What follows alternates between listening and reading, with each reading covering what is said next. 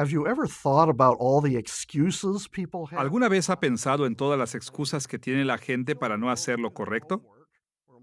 Cuando los niños no hacen su tarea, cuando los empleados no hacen su trabajo, o los amigos no mantienen sus promesas, ¿qué dicen? Quizá no tenían la suficiente información que necesitaban, y su excusa es, yo no sabía. O quizá ellos no entendieron la información que tenían y dicen, yo no sabía que tenía que hacerlo. O quizá simplemente prefirieron hacer las cosas mal, así que ellos admiten, no quise hacerlo. Bien, el hecho es que para hacer lo correcto, al final, normalmente tenemos que hacer muchas otras cosas en el camino. Tenemos que conseguir la información correcta, evaluarla correctamente y tenemos que aplicarla de manera correcta. Esta es la 10ª lección en nuestra serie, Cómo tomar decisiones bíblicas. Y hemos titulado esta lección, La perspectiva existencial, escogiendo el bien. En esta lección, analizaremos cómo los cristianos realmente tomamos decisiones éticas, cómo hacemos para escoger el bien. Y pondremos particular atención a la manera en que nuestras habilidades personales y capacidades contribuyen a estas elecciones.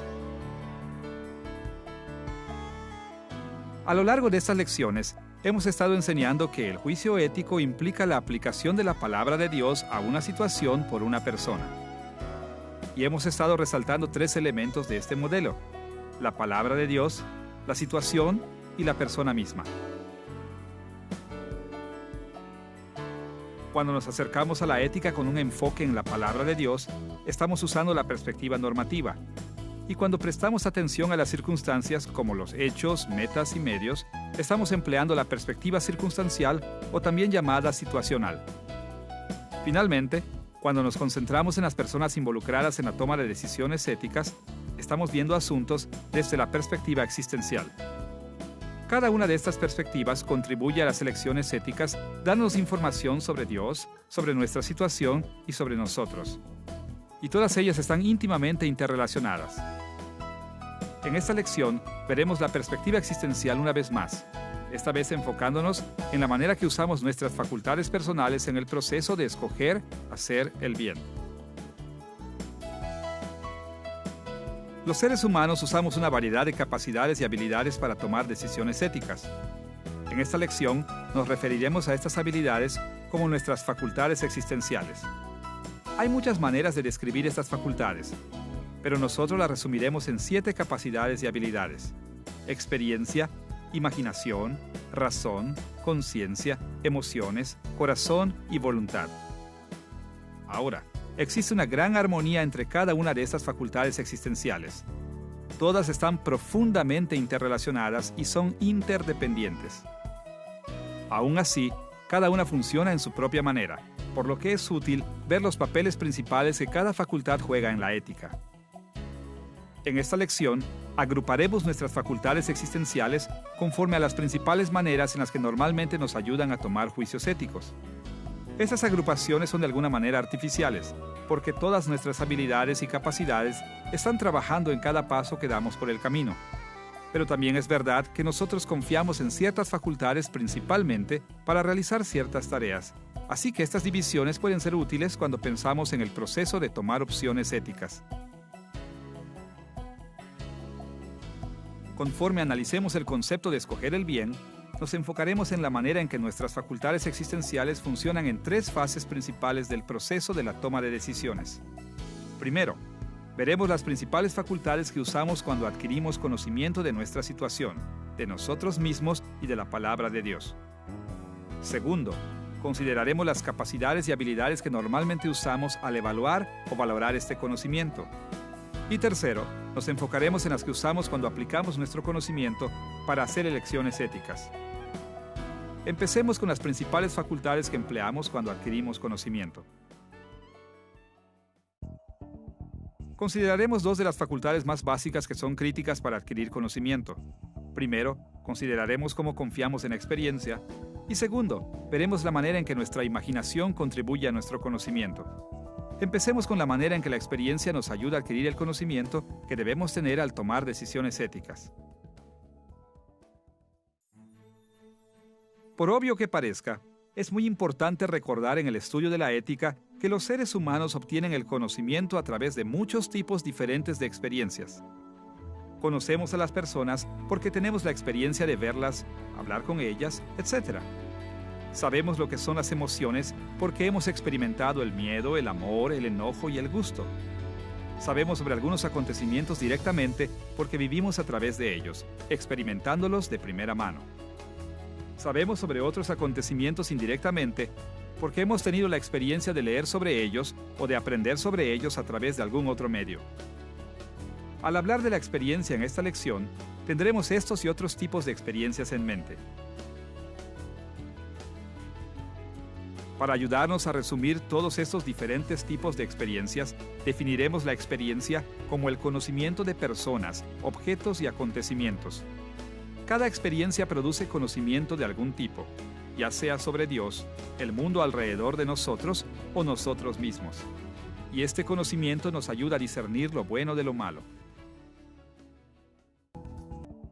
Al considerar la experiencia más detalladamente, veremos en dos direcciones. Primero, nos enfocaremos en nuestro físico o interacciones sensoriales con el mundo alrededor de nosotros. Y segundo, nos dirigiremos a nuestras experiencias mentales, es decir, aquellas experiencias que se encuentran en nuestra propia mente. Empecemos con nuestro físico, es decir, la interacción con el mundo alrededor de nosotros.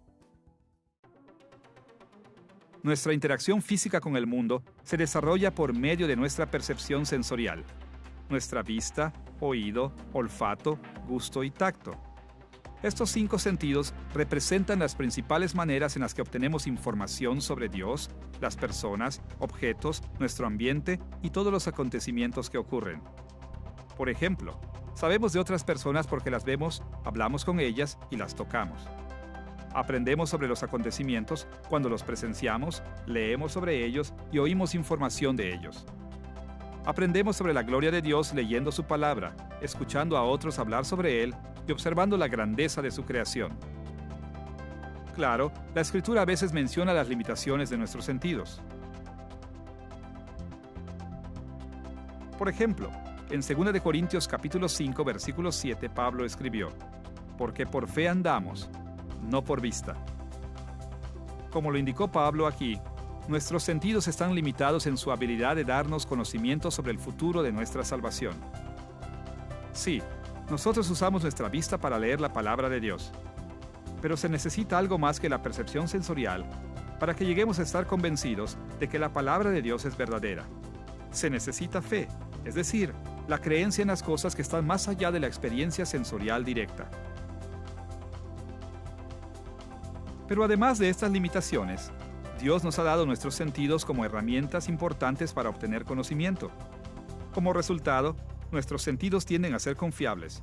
Nos enseñan cosas verdaderas sobre Dios, la creación alrededor de nosotros y nosotros mismos.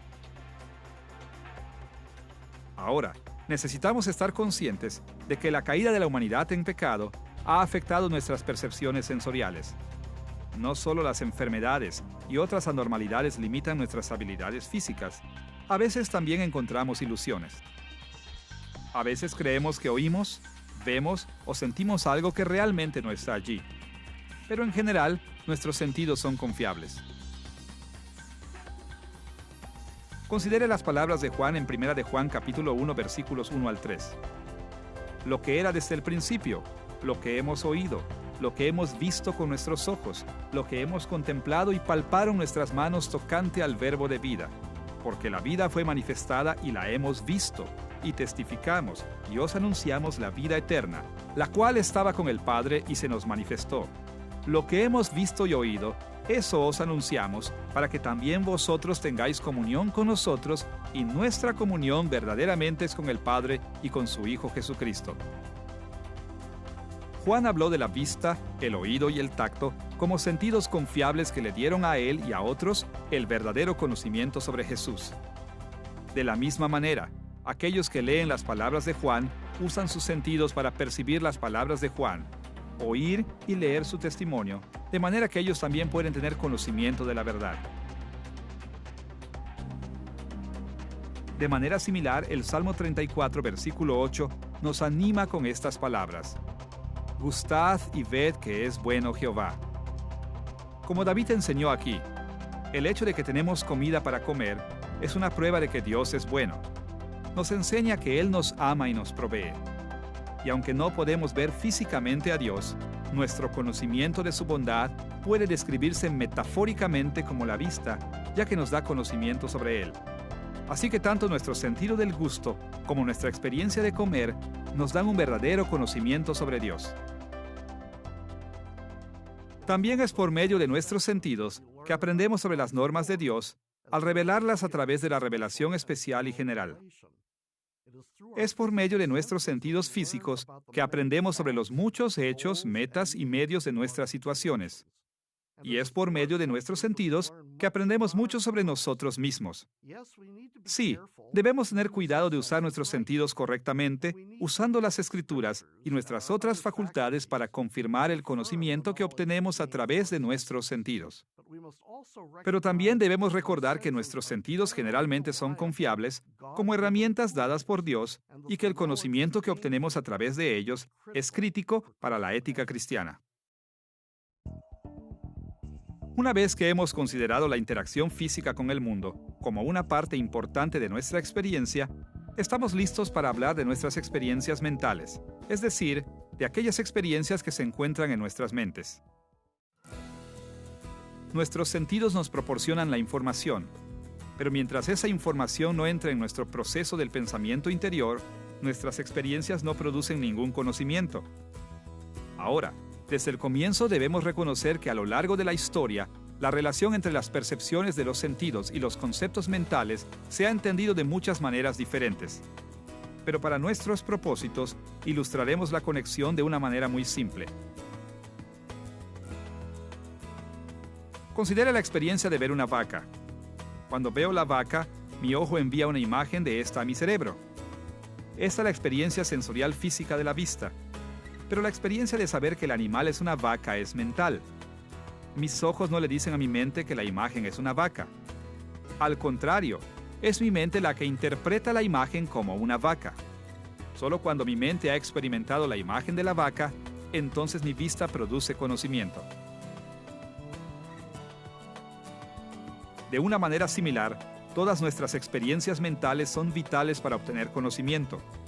El autoanálisis, la reflexión, las emociones, los recuerdos, las imágenes, los planes para la lucha futura con los problemas, el conocimiento de Dios, la convicción del pecado, todas estas son actividades interiores que experimentamos. Ahora, así como nuestra experiencia física, nuestra experiencia mental es afectada por el pecado. A veces cometemos errores en nuestro pensamiento, o creemos que hemos experimentado cosas que realmente no han pasado.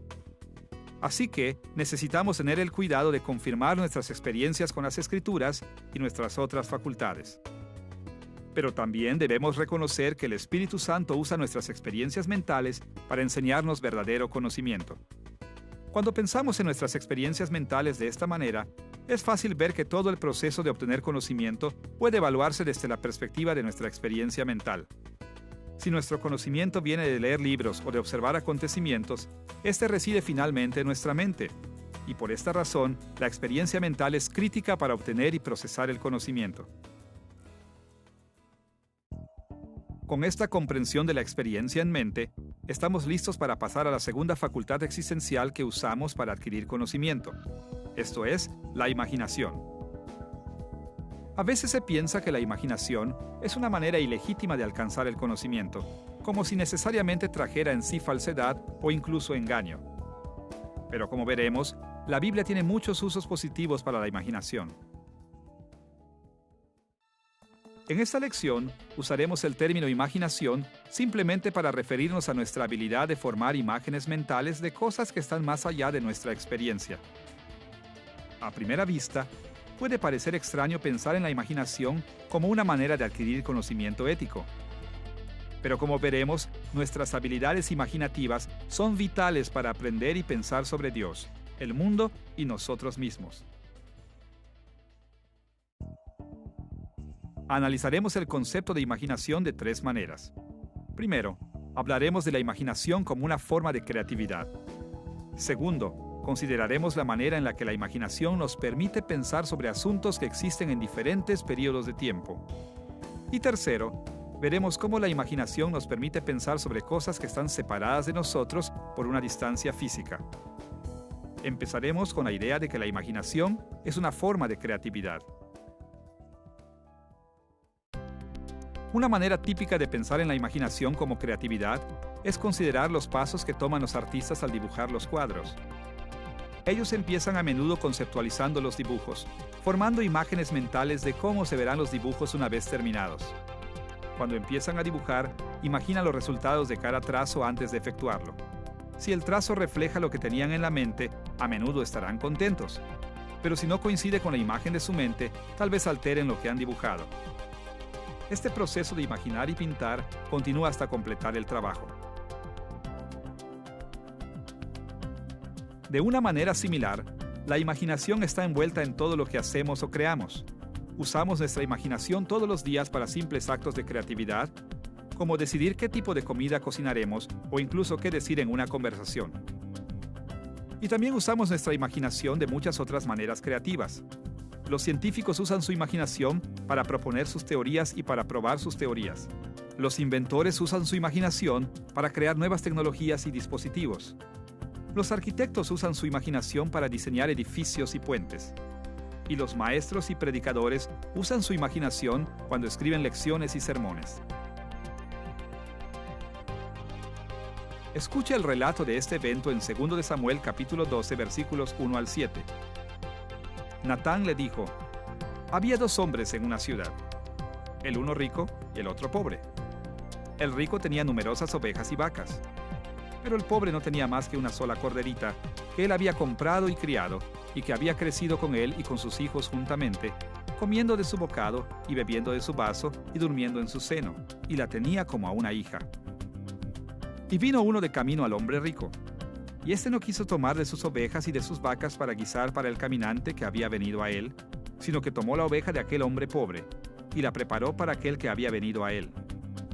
Entonces se encendió el furor de David en gran manera contra aquel hombre, y dijo a Natán: «Vive Jehová, que el que tal hizo es digno de muerte». Entonces dijo Natán a David: «Tú eres aquel hombre». Bajo la inspiración del Espíritu Santo, Natán creó una situación ética imaginaria, un caso legal imaginario, y le pidió a David que sacara una conclusión moral de esta situación imaginaria. El éxito de la confrontación de Natán se basó en su habilidad y la de David de imaginar creativamente. Como lo ilustra este ejemplo bíblico, la imaginación nos permite formar y reconocer modelos morales y analogías. Por ejemplo, cuando vemos las Escrituras, encontramos muchos ejemplos específicos de cosas que Dios ha bendecido y maldecido, y también encontramos muchos principios generales que explican cómo Dios determina qué bendecir y qué maldecir. Y entender cómo estos principios generales se relacionan con estos ejemplos específicos es hasta cierto punto una cuestión de imaginación creativa. Creamos conexiones entre los principios y los ejemplos. Luego probamos estas conexiones imaginando contraejemplos. Y después imaginamos maneras consistentes de aplicar los mismos principios a nuestras propias vidas. Claro, una vez más, debemos recordar que la corrupción del pecado puede hacer que imaginemos toda clase de errores. Así que tenemos que usar nuestras otras facultades para asegurarnos de que las conclusiones de nuestra imaginación están de acuerdo con la palabra de Dios. Aún así, podemos seguir teniendo bastante confianza en nuestra imaginación cuando la usamos cuidadosa y correctamente, porque el Espíritu Santo nos dio esta facultad como una herramienta confiable para evaluar el conocimiento ético. Además de usar la imaginación para la creatividad, también podemos usarla para ayudarnos a pensar sobre las cosas que están separadas de nosotros por el tiempo, cosas que no existen en el momento en que estamos pensando en ellas. Considere a Jesús. Él ya no está en la tierra enseñándole a sus 12 discípulos. Ya no está muriendo en la cruz, ni levantándose de entre los muertos, ni ascendiendo al cielo. Así que para entender y aplicar el ministerio de Jesús a nuestras decisiones éticas, tenemos que usar nuestra habilidad de imaginar el pasado. Por ejemplo, la Biblia nos exige que sigamos las metas buenas, sobre todo la glorificación de Dios a través del triunfo de su reino. Pero esta meta está en el futuro. Tenemos que imaginarlo para poder seguirlo. Y también tenemos que usar nuestra imaginación para encontrar los mejores medios que podemos usar para alcanzar esta meta. En resumen, sin nuestra habilidad de imaginar el futuro, no podríamos aplicar la palabra de Dios a nuestras vidas. Una vez que hemos visto la imaginación en lo que se refiere a la creatividad y el tiempo, debemos pasar a la manera en que la imaginación nos ayuda a pensar sobre cosas que están separadas de nosotros por la distancia. Así como las cosas pueden estar separadas de nosotros por el tiempo, también pueden estar separadas de nosotros por la distancia física. Por ejemplo, muy pocos de nosotros hemos visitado la isla de Malta donde el apóstol Pablo naufragó en su viaje a Roma. Pero el hecho de que nunca hayamos visto la isla en persona no significa que no podamos imaginarla. De hecho, hasta cierto punto, cuando leemos la historia bíblica del tiempo de Pablo en Malta en el libro de Hechos, no podemos evitar imaginarla. Vea usted, cuando las personas y las cosas están tan distantes de nosotros que están más allá del alcance de nuestros sentidos, en ese momento no son parte de nuestra experiencia. Y como no son en ese momento parte de nuestra experiencia, tenemos que usar nuestra imaginación para pensar en ellas. Claro, la información que recibimos sobre estas cosas distantes no es exacta, y por lo tanto, nuestros pensamientos tampoco lo son. Por consiguiente, necesitamos confiar fuertemente en el Espíritu Santo para ayudarnos a evaluar nuestra imaginación según la palabra de Dios y para armonizarla con nuestras otras habilidades y capacidades. Cuando se usa debidamente, nuestra imaginación es sumamente útil para pensar sobre cosas que están distantes de nosotros. Considere el caso del apóstol Pablo durante uno de sus periodos de encarcelamiento. Según Filipenses capítulo 2, versículo 25 y capítulo 4, versículo 18, cuando la iglesia filipense oyó que Pablo estaba en prisión y en necesidad, enviaron una ofrenda económica para apoyarlo y a una persona para cuidar de él. Esta fue una buena elección ética. Primero vieron cuáles eran los hechos, se fijaron una meta piadosa y entonces planearon los medios para alcanzar esa meta. Pero note usted la gran confianza que tuvo ese proceso en la imaginación para acortar la distancia entre Pablo y los filipenses. Pablo no estaba presente en la experiencia de los filipenses, así que ellos usaron su imaginación para entender los hechos de la situación de Pablo. Después usaron su imaginación para fijarse la meta de las circunstancias cambiantes de Pablo en su prisión distante. Finalmente imaginaron los medios que les permitirían unir con un puente la distancia entre ellos y Pablo para alcanzar su meta. En cada paso de este proceso, la imaginación le permitió a los filipenses pensar sobre cosas que existían a una distancia más allá de su experiencia física. Hasta aquí ya debe estar claro que el proceso de adquirir conocimiento depende en gran manera de las experiencias y la imaginación. Ya sea que estemos investigando las dimensiones éticas de la palabra de Dios, de nuestra situación o incluso de nosotros mismos, normalmente obtenemos nuestro conocimiento a través de estas facultades existenciales. Ahora que hemos considerado adquirir el conocimiento como un paso en el proceso de escoger el bien, estamos listos para pasar a evaluar el conocimiento, es decir, el paso en que evaluamos la información que hemos recibido. Hablaremos sobre algunas de las maneras en las que las tres facultades existenciales específicas nos ayudan en nuestra tarea de evaluar el conocimiento. Primero, mencionaremos la razón o intelecto, que es nuestra facultad más lógica. Segundo, nos dirigiremos a nuestra conciencia, nuestra habilidad de reconocer lo bueno y lo malo. Y tercero, nos enfocaremos en nuestras emociones como los indicadores intuitivos de lo correcto y lo incorrecto. Empecemos con la razón, es decir, la facultad por la que ordenamos nuestros pensamientos de una manera lógica. Desgraciadamente, los cristianos a menudo se van al extremo cuando piensan en el papel de la razón en la ética. Por un lado, algunas tradiciones teológicas le prestan más atención a la razón que a cualquiera de nuestras otras facultades existenciales. Estos teólogos a veces hablan de la primacía del intelecto, como si tuviéramos que confiar más en nuestra razón que en cualquiera de las otras habilidades y capacidades. Pero siempre debemos recordar que para usar la razón correctamente, debemos emplearla en armonía con nuestras otras facultades. Por otro lado, algunas tradiciones se van al otro extremo, a veces incluso viendo la razón como un enemigo, como si usar el intelecto fuera ignorar la guía personal del Espíritu Santo. Pero la verdad es que nuestro intelecto viene de Dios y que el Espíritu Santo nos ayuda a usarlo correctamente. Por consiguiente, juega un papel importante en nuestro proceso de toma de decisiones. Para nuestros propósitos, la razón puede definirse como la capacidad de hacer conclusiones lógicas y juzgar la consistencia lógica. En un contexto cristiano, el razonamiento correcto es la habilidad de pensar de manera coherente y ordenada y de hacer juicios que concuerdan con los modelos bíblicos del pensamiento. La razón entra en juego en muchas áreas del estudio de la ética cristiana. Pero a estas alturas en nuestra lección, estamos más interesados en cómo nos permite darle sentido a nuestra situación, tanto ayudándonos a entender los hechos como permitiéndonos comparar estos hechos con las normas reveladas en la palabra de Dios.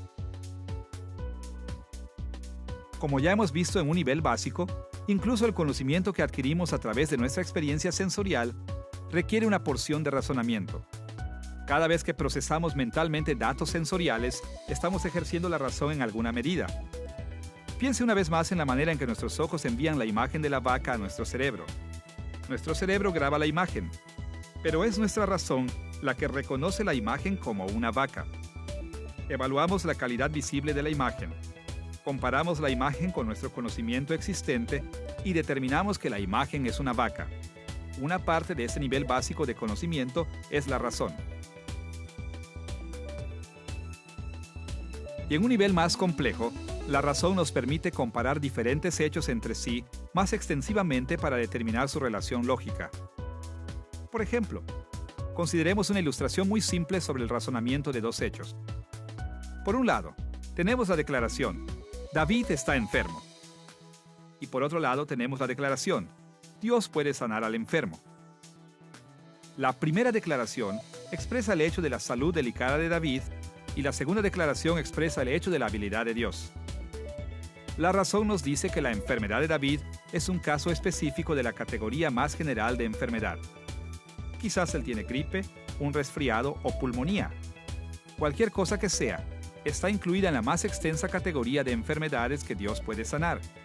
Eso nos permite bosquejar una conclusión que está implícita, pero no declarada en el hecho inicial. Dios puede sanar a David.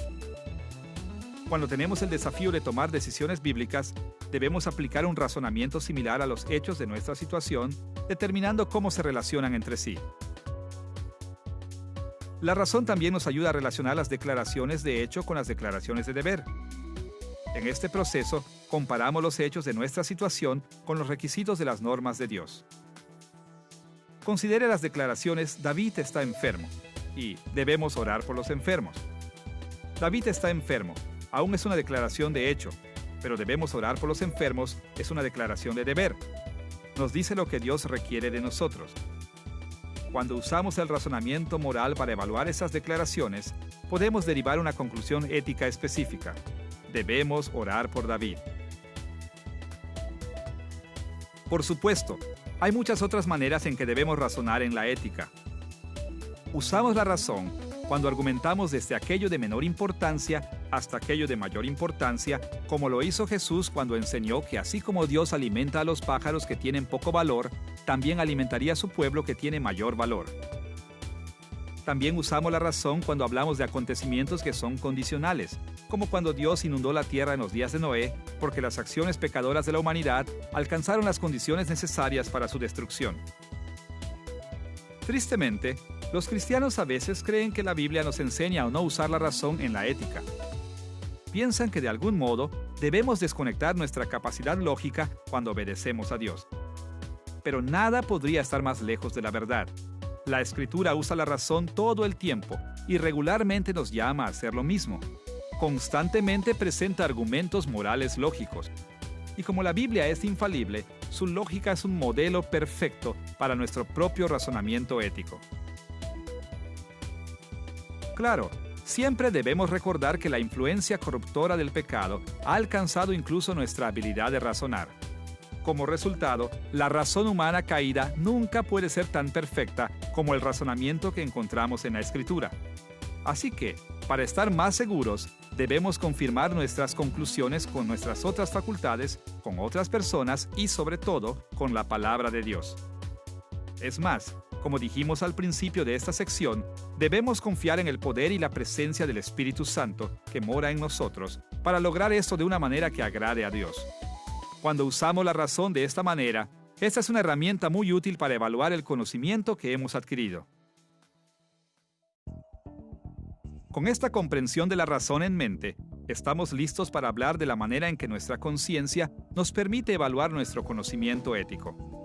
¿Cómo nos ayuda la conciencia humana a evaluar la información que adquirimos? Para nuestros propósitos, en esta lección definiremos nuestra conciencia como nuestra habilidad dada por Dios para discernir lo bueno y lo malo.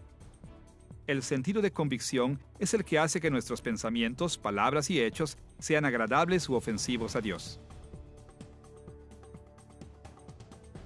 Escuche la manera en la que 2 de Corintios capítulo 1 versículo 12 revela la confianza de Pablo en su conciencia.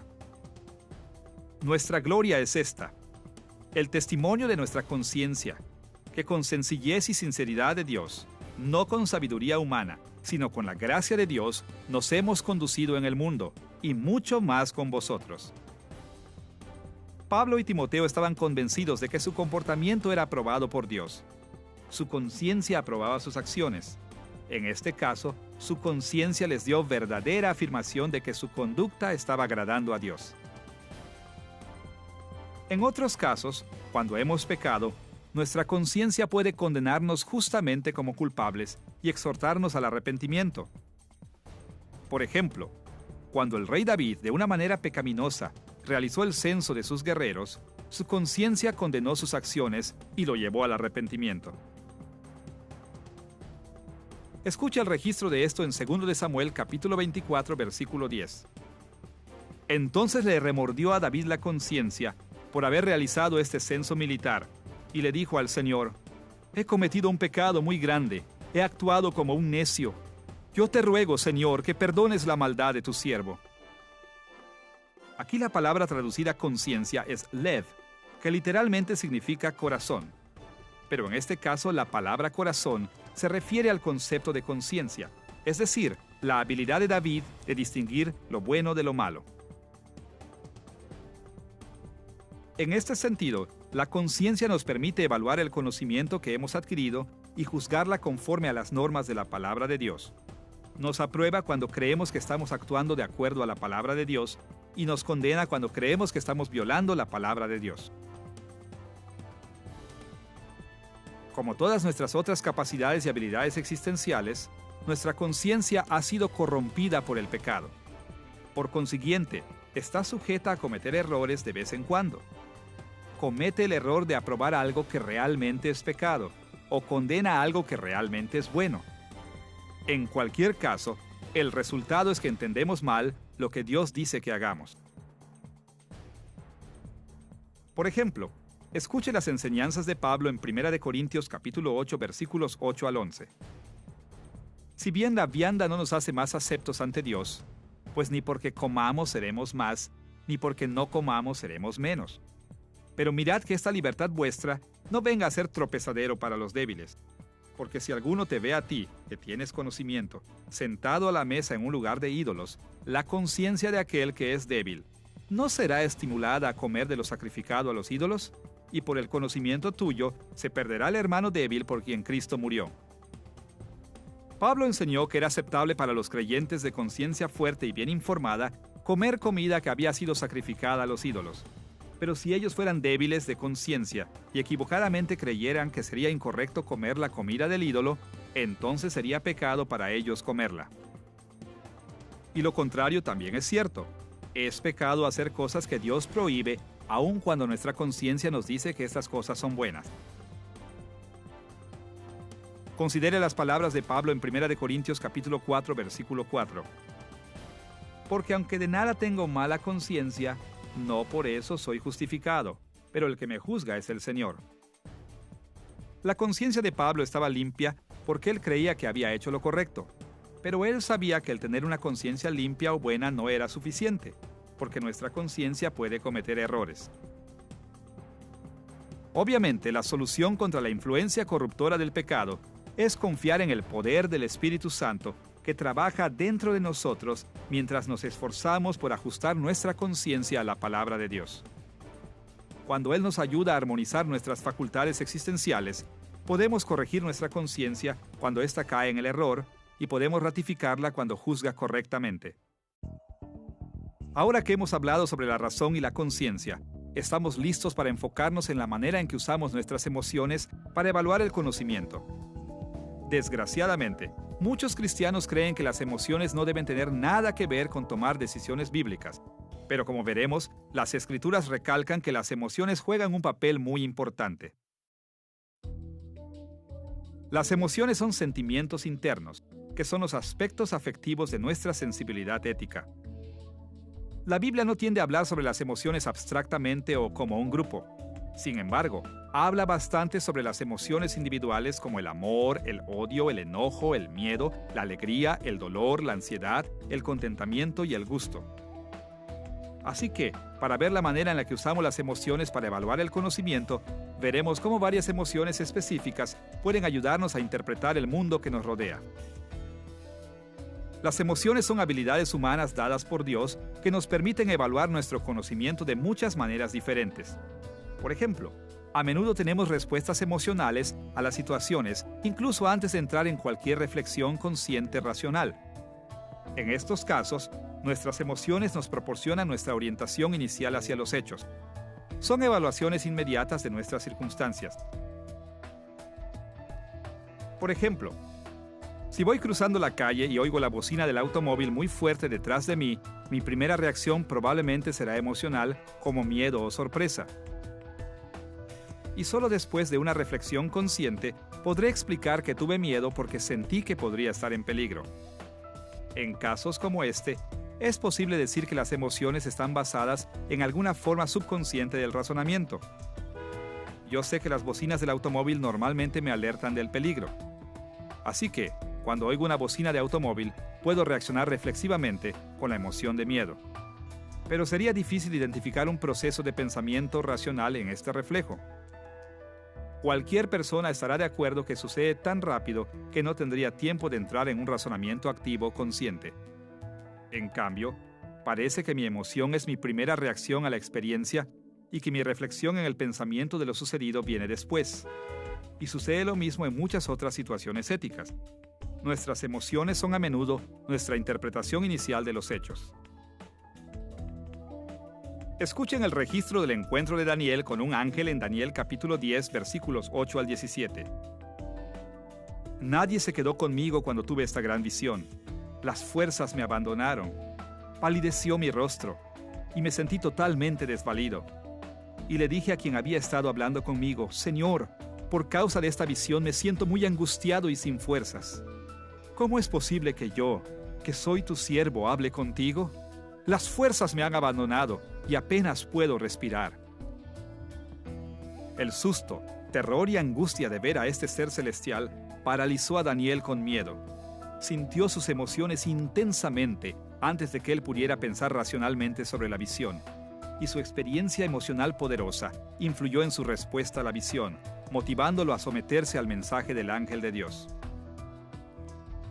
O piense una vez más en la manera en que el rey David respondió al profeta Natán en 2 de Samuel capítulo 12.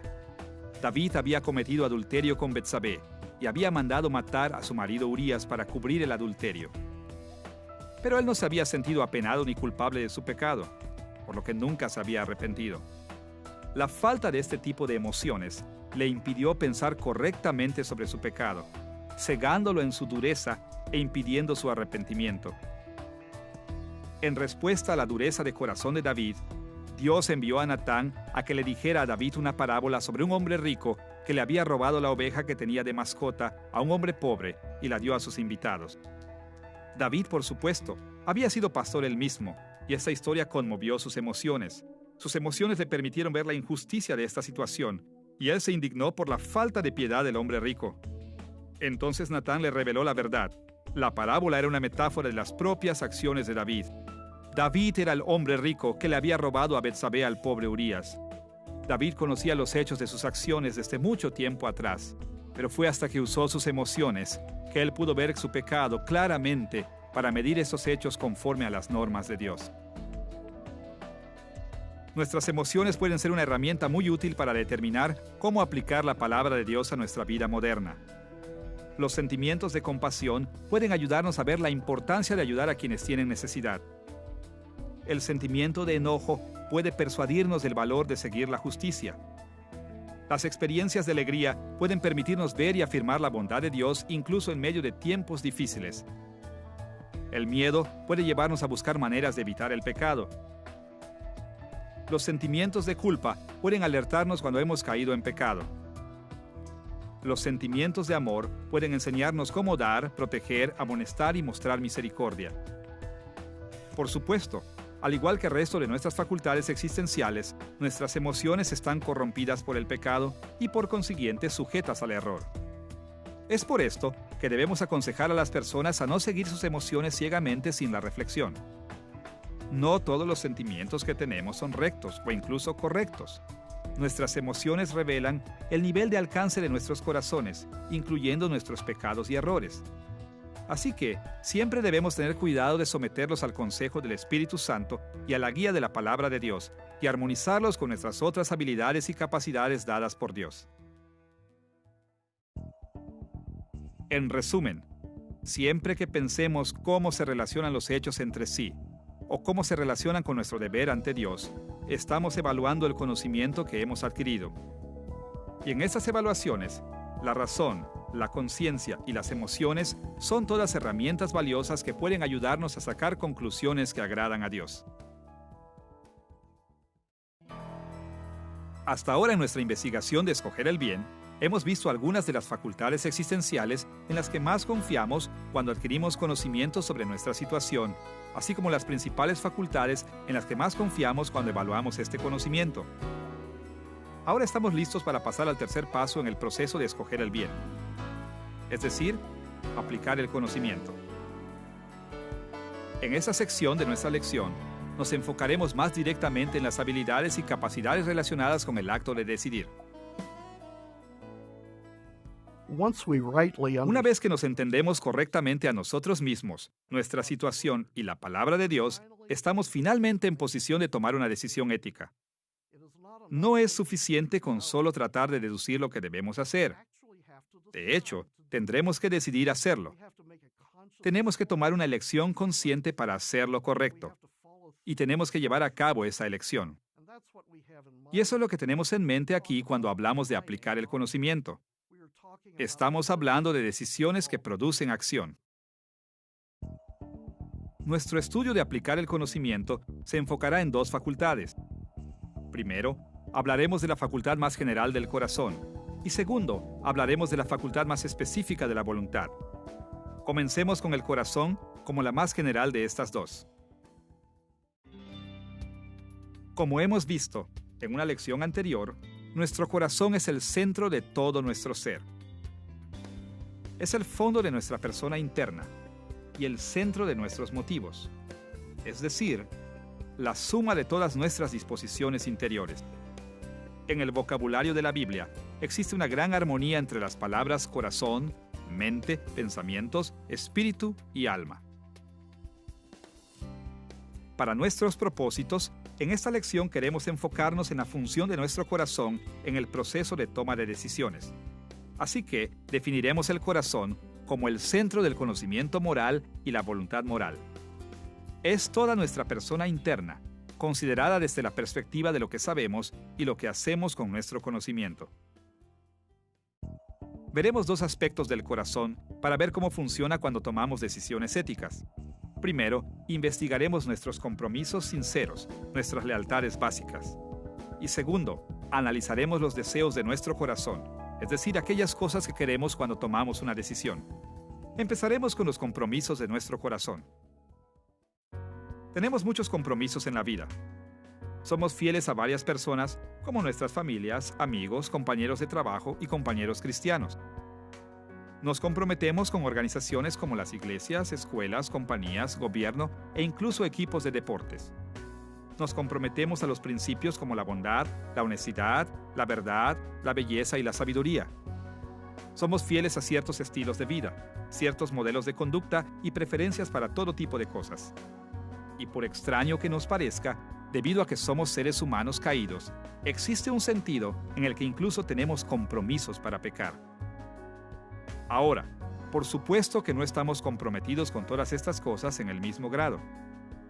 Y para los cristianos, hay un compromiso que debe estar por encima de todos los demás: nuestro compromiso con Dios. Este compromiso debe gobernar la dirección fundamental de toda nuestra vida, y todos nuestros otros compromisos deben servir a este compromiso que es el más básico.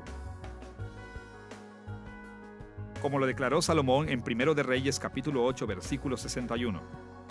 Sea pues perfecto vuestro corazón para con Jehová nuestro Dios, andando en sus estatutos y guardando sus mandamientos.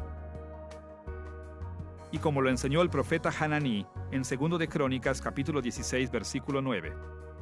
Los ojos de Jehová contemplan toda la tierra, para mostrar su poder a favor de los que tienen corazón perfecto para con él. Los compromisos son importantes en la ética porque de alguna manera gobiernan todas nuestras elecciones. Para ser más específicos, nosotros elegimos según los compromisos que sentimos que son mayores al momento de escoger. Cuando nuestros compromisos correctos son los más fuertes, actuamos según nuestra sincera lealtad a Dios, y Él juzga nuestra conducta como buena. Pero cuando cedemos ante nuestros compromisos pecadores, Dios juzga nuestra conducta como mala. Como dijo Jesús en Lucas capítulo 6, versículo 45, el hombre bueno, del buen tesoro de su corazón saca lo bueno, y el hombre malo, del mal tesoro de su corazón saca lo malo, porque de la abundancia del corazón habla la boca. Aquí Jesús se refirió a nuestros compromisos como las cosas que están atesoradas en nuestros corazones, y nuestros compromisos siempre se hacen explícitos en nuestras obras.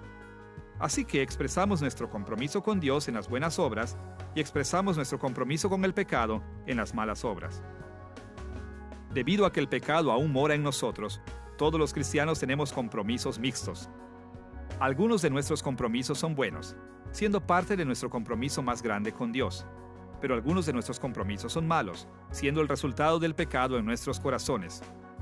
Así que, si queremos tomar decisiones bíblicas, tenemos que ser muy conscientes de nuestros compromisos. Nos sometemos al Espíritu Santo mientras trabaja en nosotros para ajustar todos nuestros compromisos al carácter de Dios, tanto a través de nuestra comprensión de su palabra como a través del uso de nuestras otras facultades. Y debemos rechazar e intentar cambiar aquellos compromisos que fluyen del pecado. Con esta comprensión de nuestros compromisos y lealtades en mente, estamos listos para pensar sobre nuestros deseos. ¿Cómo impactan nuestras necesidades y anhelos, nuestras elecciones morales? La Escritura indica que así como los cristianos hemos mezclado los compromisos, también tenemos deseos buenos y malos en nuestro corazón. Cuando ponemos nuestro corazón en cosas que Dios aprueba, nuestros deseos son buenos. Pero cuando ponemos nuestro corazón en las cosas que Dios condena, nuestros deseos son malos. Por ejemplo, en 2 de Timoteo capítulo 2, versículos 20 al 22, Pablo dio esta instrucción. Pero en una casa grande no solamente hay utensilios de oro y de plata, sino también de madera y de barro. Y unos son para usos honrosos y otros para usos viles. Así que, si alguno se limpia de estas cosas, será instrumento para honra, santificado, útil al Señor y dispuesto para toda buena obra. Huye también de las pasiones juveniles y sigue la justicia, la fe, el amor y la paz con los que de corazón limpio invocan al Señor. Pablo enseñó que debemos purificar nuestro corazón, deshaciéndonos de nuestros deseos malos, de los anhelos que están motivados por el pecado que mora en nosotros. Conforme purguemos los deseos malos de nuestro corazón, solo nos quedarán aquellos deseos que agradan al Señor. Purificar nuestro corazón no es fácil. El pecado nos pone en una lucha fuerte. De hecho, esta batalla es tan difícil que nunca podríamos ganarla por nuestra propia fuerza. Solo confiando en el poder del Espíritu Santo podemos esperar ganar esta batalla. Pero como somos personas imperfectas, ciertamente fallamos, incluso al no confiar en el Espíritu como deberíamos. Escuche las palabras de Pablo en Gálatas capítulo 5, versículo 17. Porque el deseo de la carne es contra el Espíritu, y el del Espíritu es contra la carne, y estos se oponen entre sí, para que no hagáis lo que quisierais. Y en Romanos capítulo 7, versículos 15 al 18, él escribió esto. No hago lo que quiero, sino lo que aborrezco. Ya no soy quien lo lleva a cabo, sino el pecado que habita en mí. Aunque deseo hacer lo bueno, no soy capaz de hacerlo. En estos versículos, Pablo contrastó nuestros deseos buenos con nuestros deseos malos. Por un lado, tenemos deseos espirituales, deseos que nos da el Espíritu Santo y que agradan a Dios. Por otro lado, tenemos deseos pecaminosos, que vienen de nuestra naturaleza caída pecaminosa. Y esos dos deseos pelean por el dominio cada vez que tomamos una decisión. Cuando cedemos ante nuestros deseos pecaminosos, nuestras elecciones son malas. Pero cuando nos resistimos a esos deseos pecaminosos y actuamos con nuestros deseos espirituales, nuestras elecciones son buenas. Y no hay ninguna otra opción. Solo hay dos tipos de decisiones, buenas o malas. Cada decisión buena está tomada conforme a los deseos del Espíritu Santo, y cada decisión mala está tomada conforme a los deseos pecaminosos. En la vida cristiana, nuestro mayor deseo debe ser siempre agradar a Dios y hacer su voluntad. Odiamos el hecho de que deseamos el pecado. Considerándolo desde una perspectiva de nuestra vida en general, nuestras elecciones pecaminosas contradicen nuestros deseos. Elegimos pecar aun cuando no deseamos pecar. Pero considerándolo desde el momento de nuestra decisión, nuestras elecciones nunca contradicen nuestros deseos. Desde esa perspectiva, escogemos siempre lo que más deseamos en el momento que decidimos. En otras palabras, escogemos pecar porque deseamos pecar. Como leemos en Santiago capítulo 1 versículos 14 y 15. Cada uno es tentado cuando sus propios malos deseos lo arrastran y seducen. Luego, cuando el deseo ha concebido, engendra el pecado.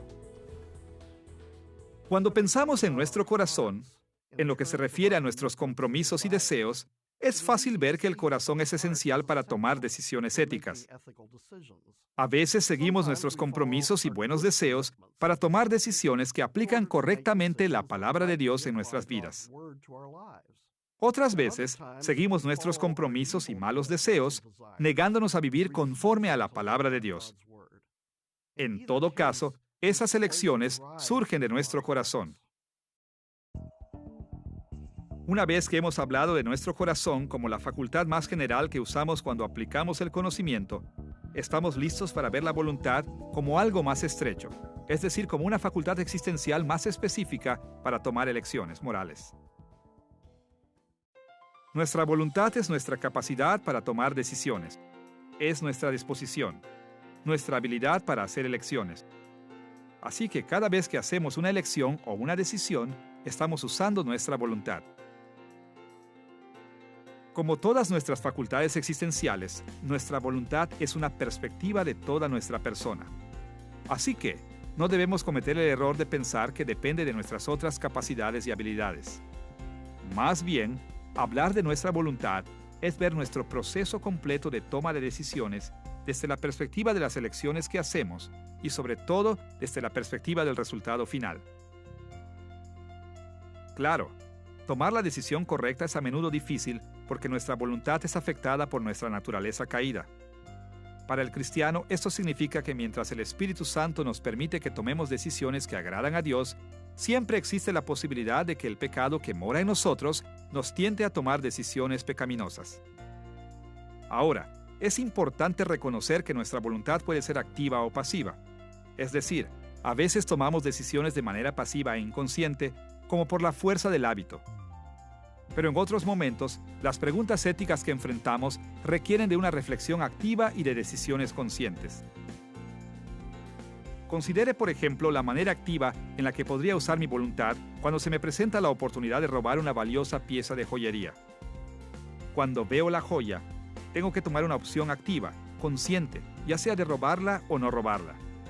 De hecho, podríamos ir tan lejos como decir que cada asunto ético que reconocemos como un problema o dilema requiere que usemos nuestra voluntad de una manera activa, simplemente en virtud del hecho que lo reconocemos como un problema. Pero hay muchos otros asuntos éticos que manejamos de una manera pasiva e inconsciente, como aquellos con los que habitualmente tratamos o a los que respondemos como un reflejo. Por ejemplo, nuestra voluntad puede ser bastante pasiva cuando nos enfrentamos con las elecciones que tomamos en situaciones normales, como cuando disciplinamos a nuestros hijos. Ahora, En algún momento, la mayoría de los padres han usado su voluntad activamente para determinar qué tipo de castigo usarán para sus hijos, como darles con la vara, quitarles privilegios o asignarles tareas extra. Pero cuando realmente es tiempo de ejercer la disciplina, no siempre pensamos en la moralidad de nuestras diferentes opciones. A menudo simplemente caemos en nuestro modelo habitual. Nuestra voluntad también funciona de manera pasiva, inconsciente, cuando respondemos por reflejo. Estoy pensando en aquellas decisiones que parecen llegar por sí solas o incluso se nos imponen. Por ejemplo, cuando veo un pájaro, yo creo que fue creado por Dios. No es algo que tengo que pensar conscientemente, ni tampoco es que tenga un hábito en pensar este tipo de cosas. Más bien es una creencia que me llega instantáneamente porque reconozco la mano de Dios en su creación. No obstante, es un acto de voluntad porque involucra una decisión. En este caso, la decisión es reconocer a Dios como el creador del pájaro. Así que, de una u otra manera, activa o pasivamente, nuestra voluntad está envuelta en todas y cada una de las cosas que elegimos pensar, decir o hacer. Es la facultad que usamos para tomar cada decisión en nuestra vida. Así que, si nuestras decisiones son agradar a nuestro Señor, debemos someter nuestra voluntad a Él a cada paso. Debemos desear lo que la palabra de Dios nos ordena y debemos permitir al Espíritu Santo trabajar dentro de nosotros para influir en nuestra voluntad de manera positiva. Como lo escribió Pablo en Filipenses capítulo 2, versículo 13. Dios es quien produce en ustedes tanto el querer como el hacer para que se cumpla su buena voluntad. A lo largo de esta lección, hemos visto que Dios nos ha dado muchas facultades existenciales que juegan papeles importantes cuando se trata de escoger lo bueno. Si pasamos por alto cualquiera de ellas, corremos el riesgo de no poder tomar decisiones verdaderamente morales. Pero para asegurarnos de que entendemos la manera en que cada una de estas habilidades y capacidades funcionan en armonía con las otras, consideremos una ocasión cuando Jesús ejerció todas estas capacidades y habilidades existenciales para tomar una decisión ética. En Mateo capítulo 12, versículos 9 al 13, leemos esta historia.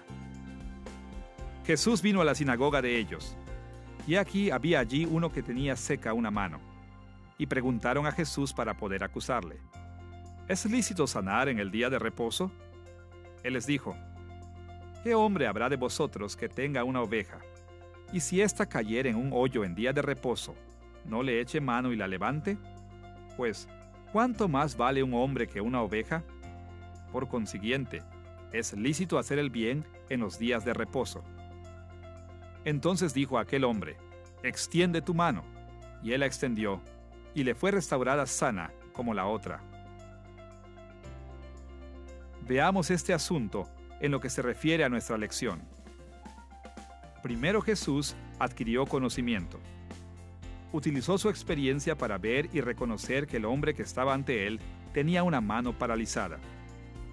Jesús también usó su imaginación para fijarse la meta de sanar la mano del hombre y para considerar las diferentes maneras en las que podría contestar la pregunta que le plantearon los fariseos. Segundo, Jesús evaluó su conocimiento. Su razón presentó una analogía entre la práctica legítima de rescatar una oveja en el día sábado y la acción que él estaba considerando, específicamente, sanar a un hombre en el día sábado. Y su conciencia concluyó que sanar a este hombre sería algo bueno. Sus emociones lo llevaron a tener piedad de aquel hombre. Tercero, Jesús aplicó su conocimiento. Comenzó la aplicación determinando en su corazón hacer lo bueno. Su compromiso más fuerte era con Dios, y su mayor deseo era actuar de una manera que honrara y glorificara a Dios, especialmente sanando al hombre. Finalmente, Jesús usó su voluntad para tomar y llevar a cabo su decisión de sanar al hombre. Así que, vemos que aplicar el conocimiento es el paso final en cada una de nuestras decisiones éticas. Es donde nuestro corazón determina permanecer comprometido a nuestro Dios, deseando glorificarlo. Y es donde nuestra voluntad elige pensar, hablar y hacer lo que su palabra nos pide. En esta lección sobre escoger el bien, hemos visto nuestras distintas facultades existenciales, es decir, nuestras habilidades y capacidades, en lo que se refiere a los 3 pasos de nuestro proceso de toma de decisiones. El paso de adquirir el conocimiento, es decir, dónde obtenemos la información. El paso de evaluar el conocimiento, es decir, dónde evaluamos la información que hemos adquirido. Y el paso de aplicar el conocimiento. En otras palabras, dónde de hecho tomamos nuestras elecciones éticas y actuamos sobre ellas. Escoger el bien debe ser la meta de todo cristiano. Estudiamos la ética porque queremos tomar las opciones correctas. Examinamos la palabra de Dios, nuestras situaciones actuales y a nosotros mismos para saber cómo tomar decisiones que agradan al Señor. A lo largo de esta serie, hemos visto la importancia de atender a todos estos y otros factores. Pero finalmente, después de todo nuestro estudio, cada problema ético termina en una decisión existencial. ¿Elegirá usted lo que es bueno? Su respuesta a esta pregunta determinará si usted ha tomado una verdadera decisión bíblica.